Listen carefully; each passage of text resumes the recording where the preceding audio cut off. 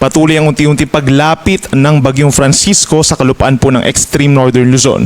Huli itong namataan, 330 kilometers na lamang po sa silangan ng Calayan, Cagayan. Taglay pa rin ang hangin na 175 kilometers per hour malapit sa gitna at may pagbugso na hanggang 215 kilometers per hour.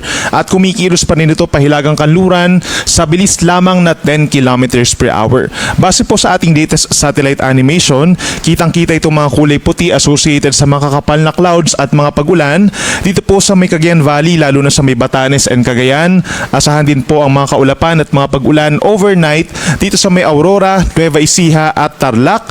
At kitang-kita rin yung epekto ng habagat or southwest monsoon na pinalalakas pa rin nitong si Bagyong Francisco over the rest of Central Luzon, Metro Manila, Calabarzon, Bicol Region, Mimaropa, Western Visayas, down to Negros Island Region, Central Visayas, Zamboanga Peninsula, Bangsamoro Region, Lanao del Norte at Misamis Occidental. So kung malalabas po kayo ng bahay ngayong evening hanggang bukas ng madaling araw, magbaon po ng payong at mag-ingat na rin sa banta na mga biglaang pagbaha at pagguho ng lupa.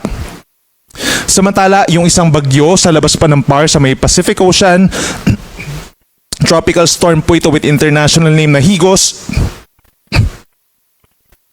At huling namataan 2,490 kilometers silangan po ng Southern Luzon. Taglay pa rin ang hangin na 65 kilometers per hour malapit sa gitna at pagbugso hanggang 80 kilometers per hour at kumikilos pakanluran sa bilis na 20 kilometers per hour. Ngayon hanggang sa mga susunod na araw, wala pa rin pong direktang epekto itong si Bagyong Higos.